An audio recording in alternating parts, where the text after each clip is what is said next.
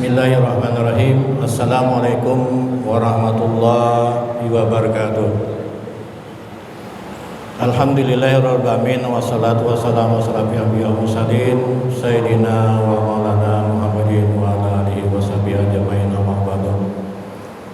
Kita panjatkan puji dan syukur kehadirat Allah Subhanahu wa taala yang mana pada hari ini kita dapat berkumpul dan melaksanakan sholat zuhur berjamaah.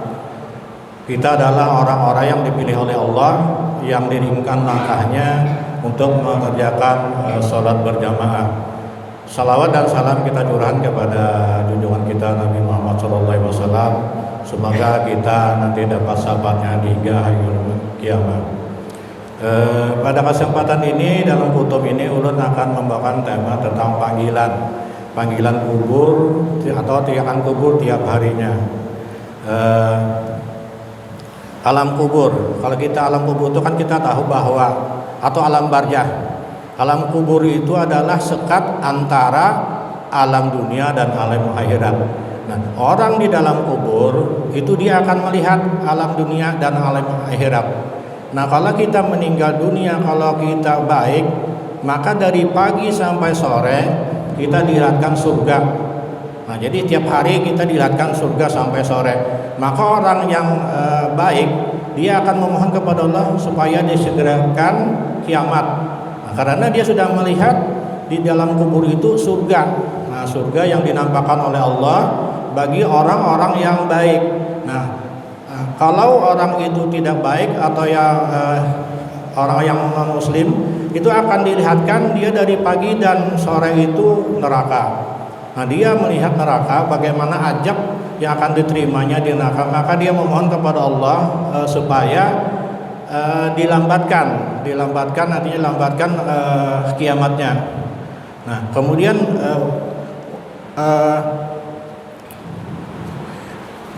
ulun akan menyampaikan mungkin tentang apa saja yang dipanggil oleh kubur terhadap manusia, bahwa setiap harinya dia berkata setiap hari itu 5 kali dalam sehari teriakan oleh alam kubur tadi. Pertama, kata kubur. Jadi dalam hadis lain dikatakan bahwa 5 khamsamaratin, juga ada di hadis lain adalah mengatakan sabah hamaratin.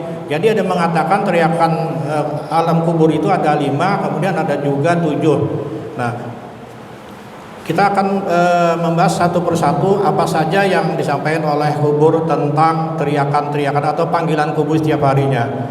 Pertama, kata kubur adalah ana baitul wahdah.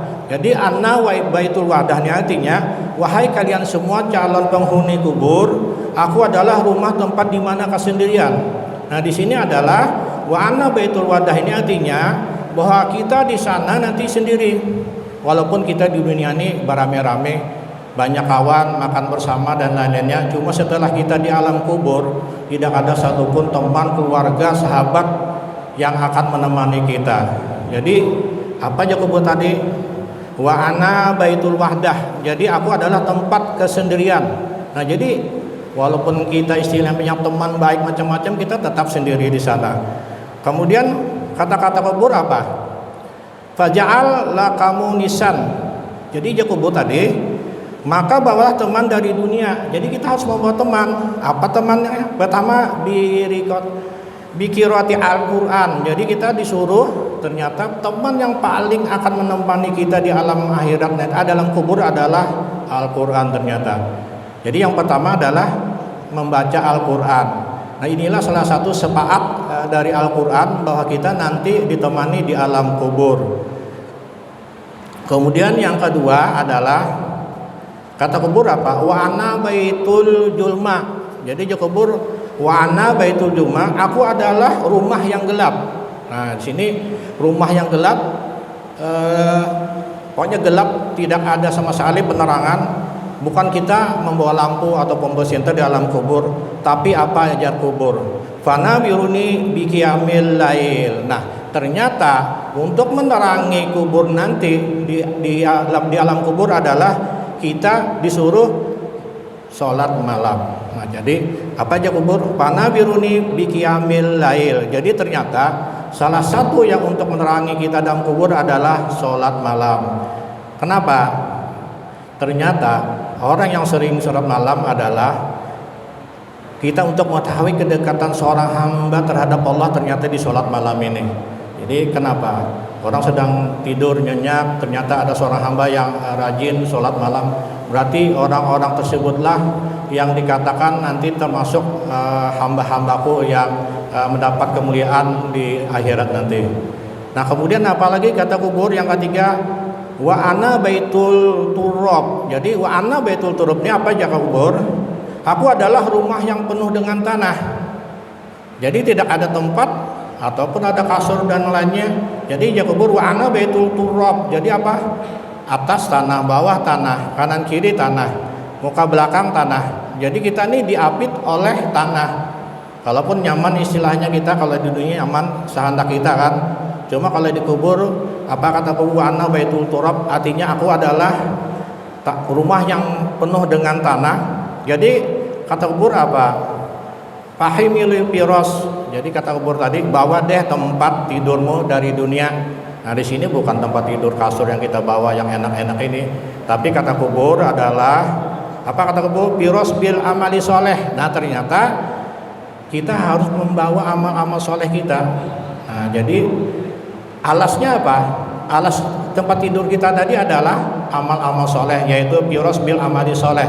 Ternyata amal-amal soleh yang kita lakukan di dunia inilah sebagai alas, kasur, tempat tidur kita nanti di alam kubur. Kemudian apalagi dalam Al-Quran kan pernah Allah bersabda dalam surah Al-Jadalah ayat 7, kama ya'mal misqala dzarratin khairan yarah. Artinya apa? Jalla, barang siapa yang mengerjakan kebaikan seberat jarah, maka dia akan mendapatkan balasannya. Jadi apapun, sekecil apapun. Kadang-kadang belum kena ingat kata-kata Ustaz Agim, kalau kita hal kecil itu kecil di mata kita, kita bersedekah kecil di mata kita, atau membuang ranting itu bisa besar di mata Allah. Kita memandang besar menyumbang 1 M atau berapa terserah, itu bisa kecil di mata Allah. Kenapa? Kalau kita kadang-kadang kan kalau menyumbang banyak tuh sedikit mungkin terdetak hati kebanggaan, aku menyumbang banyak. Jadi lakukanlah hal-hal yang kecil yang dianggap itu tidak ada nilainya, walaupun kita menyingkirkan paku ataupun kayu di tengah jalan. Kenapa? Hal kecil itu bisa besar di mata Allah. Kemudian apalagi kata kubur yang keempat, wana baitul afai. Jadi aku ini adalah rumahnya binatang-binatang buas. Jadi ternyata kubur itu adalah seluruh binatang buas nanti ada di sana. Jadi di sana tergantung apa yang kita perbuat di dunia. Apabila dosa kita banyak, mungkin binatangnya lebih ganas lagi yang akan melilit kita atau menekam kita, memakan kita. Maka bawalah jar kubur pahmilu teriat. Jadi apa artinya? Bawalah benteng, bawalah penawar untuk menghalau binatang-binatang buas tadi. Jadi apa? Pahmilu teriat. Nah, dengan apa? Ternyata bentengnya adalah dengan mengucapkan bismillah. Nah, jadi sering-seringlah kita mungkin kita dianggap remeh bahwa bismillah ini padahal kalau kita lihat dari ini bahwa bismillah ada sebagai benteng atau penawar nanti kita di alam kubur terhadap binatang-binatang buas. Lakukanlah apapun yang kita kerjakan, mungkin ya mulai berpakaian, mandi, turun, naik, kemudian minimal bismillah, kada usah bacaan khusus, bacaan tidur, yang minimal bismillah yang kita lakukan tiap hari. Nah, naik tangga, turun tangga, bacakanlah bismillah supaya kita nanti dapat membentengi kita di alam kubur dari binatang-binatang buas. Kemudian apalagi yang kelima, apa kata kubur? Wana baitu su'al munkar wa nangkir. Nah, jadi aku adalah tempatnya nanti ditanya oleh munkar wa nangkir. Jadi pertanyaan munkar dan nangkir tadi. Nah, jadi di sana kita tidak bisa mengelak. Yang bisa menjawab itu sebenarnya bukan kita berzikir la ilaha illallah setiap hari, bukan itu. Ternyata yang akan menolong kita adalah amal-amal soleh kita, kebaikan-kebaikan kita. Walaupun kita berzikir tiap hari la ilaha illallah, cuma gawian tidak sesuai dengan perintah Allah dan kita gawe adalah larangan Allah, walaupun kita amalan setiap hari la ilaha illallah, tidak akan menjamin akan bisa mengucapkan la ilaha illallah. Jadi kita apa yang kita siapkan yang tadi itu adalah berzikir la ilaha illallah, cuma dibaringnya dengan perbuatan baiknya lainnya. Cuma kadang-kadang ulun Bapak Neron kawan-kawan, bagaimana bacaan kita ini diterima oleh Allah. Nah ini kadang-kadang berpikir jadi renungan kami, kadang-kadang duduk lawan kakawanan. Apakah selama ini bacaan kita benar, sholat kita, atau kita menyambut Allahu Akbar aja, Allahu Akbar, Allahu Akbar, Allahu Akbar, apakah benar selama ini? Di mana duduk tasdidnya? Kan situ kalau tasdid itu kan ditahan. Misalkan kan ditahan, kalau innal lagi, misalkan itu kan ada tasdid otomatis. Nah inilah akan bukan menyesatkan. Apa yang kita baca selama ini apakah benar? Ya kadang-kadang kita di selamatan macam-macam itu coba baca Al-Fatihah langsung aja bacanya badarau, ada lagi istilahnya bacaan itu sesuai tartil, merajul huruf, sifat huruf, kemudian tajwidnya. Nah, ini kadang-kadang ulun jadi renungan kami semua, kadang-kadang apakah benar selama ini kita berzikir teriak-teriak, apakah bujur? Karena kita ya sama membaca, jadi ya sebenarnya itu yang penting. Bacaan itu kada usah tergesa-gesa, yang penting benar sesuai dengan sifat merajul huruf dan tajwidnya. Itu yang penting, kada usah banyak amalan, cuma benar walaupun ngejar 1000 cuma cepat sama sekali dan salah tidak sesuai dengan merajul huruf, tajwid dan lain-lain. Berarti kan kita ada diterima. Kalau bacaan salah otomatis arti salah. Jadi kadang-kadang bahan renung kita semua. Jadi mulai sekarang ini sebaiknya kita ini ya memperbaiki diri, apa kita usia sudah di 50 tahun ke atas. Jadi kita perbaiki bacaan-bacaan walaupun kada sholat, apalagi sholat adalah yang paling utama nanti dihisab oleh Allah. Jadi sholat adalah apabila sholat kita baik, insya Allah lolos. Maksudnya lolos apa? Sedekah kita, perbuatan baik kita itu akan lolos. Kalau kita sholat kita tidak baik, berarti otomatis perbuatan yang lainnya tidak akan diterima, karena sholatnya sudah akan diterima, karena yang pertama kali dihisab adalah sholat. Nah kemudian ada satu riwayat dari budaknya Utsman bin Affan, ketika itu beliau lewat di kuburan. Jadi jar kata budak Utsman bin Affan tadi, si Hani, kenapa wahai Utsman bin Affan di saat engkau ceritakan surga neraka tidak menangis? Kemudian kenapa pas di hadapan kubur engkau menangis?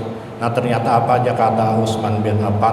Rasulullah pernah bersabda, saya tidak pernah melihat kengerian selain alam kubur. Jadi alam kubur ini sangat ngeri, sampai Utsman bin Affan menangis lewat di kubur. Coba bayangkan seorang sahabat Rasulullah yang dijamin masuk surga lewat kuburan menangis. Kalau kita kayak apa hitungannya? Nah, sudah berbanyak maksiat, kemudian pekerjaan-pekerjaan kita yang banyak lalai, tidak tepat waktu dan lain-lain. Kemudian ada juga diriwayatkan oleh Rasulullah di saat itu lewat 2 kuburan, beliau berhenti. Jadi sahabat kenapa berhenti? Nah ternyata kuburan yang satu tadi adalah orang dapat siksa hal kecil aja, karena waktu buang air kecil tidak babasuh atau tidak sempurna. Nah dengan kita kencing ataupun yang lainnya tidak sempurna aja sudah kena azab. Coba bayangkan, kadang-kadang kita kan minta maaf dianggap remeh dalam hal-hal istinja kita, padahal itu pun dapat azab kubur. Kemudian yang satu lagi, ya Rasulullah, yang satu adalah orang yang senang menggibah. Nah ternyata juga dapat, itu jelas kalau menggibah orang itu otomatis kan azab. Kemudian Rasulullah mengambil pelepah pohon kurma yang dibagi 2. Ya Rasulullah, mudah-mudahan dengan pelepah kurma ini nanti untuk meringankan azab kubur tadi.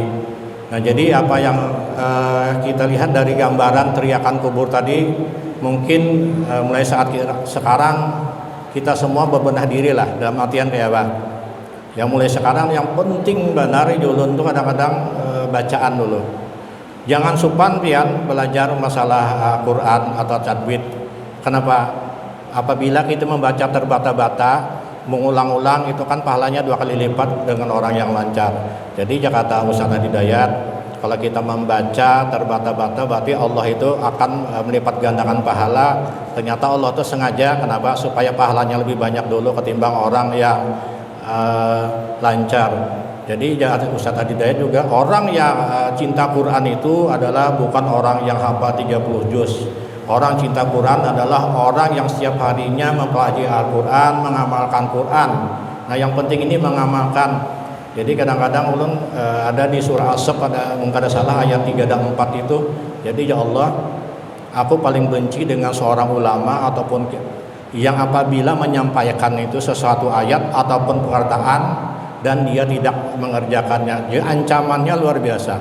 Ancaman apabila kita menyampaikan kemudian kita kadang melaksanakan, ternyata kita dapat ancaman. Jadi bukan sekadar kita menyampaikan ayat Allah, ternyata juga kita berhati-hati kalau misalkan apa yang kita sampaikan kita tidak melakukan, kemungkinan mungkin direm dulu, kita dulu yang melaksanakan. Itu ada kisah kan orang alim yang wara dari Basrah, Imam Hasan Al-Basri itu orangnya sangat alim.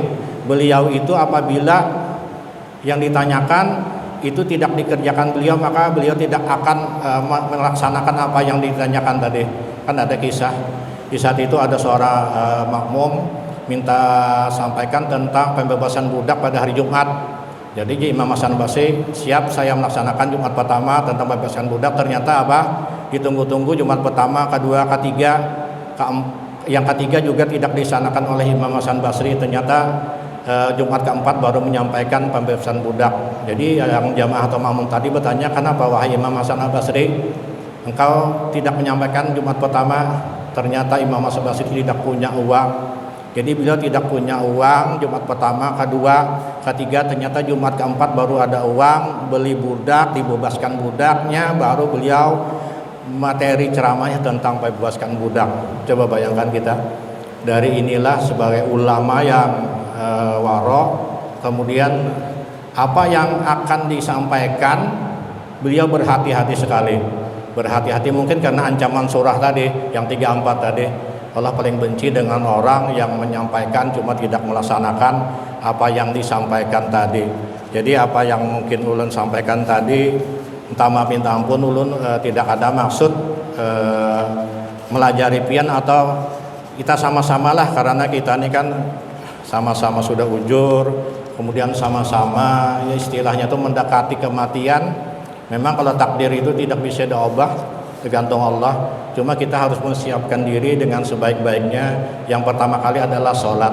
Sholat ini sangat penting. Jangan kita tergesa-gesa. Dudukkan dulu hati dulu sebenarnya. Jangan tergesa-gesa. Kalau ulun mengambil ilmunya Ustadz Karuni Muhammad, jadi setiap apa yang ulun lakukan, Bismillah tawakkaltu dulu.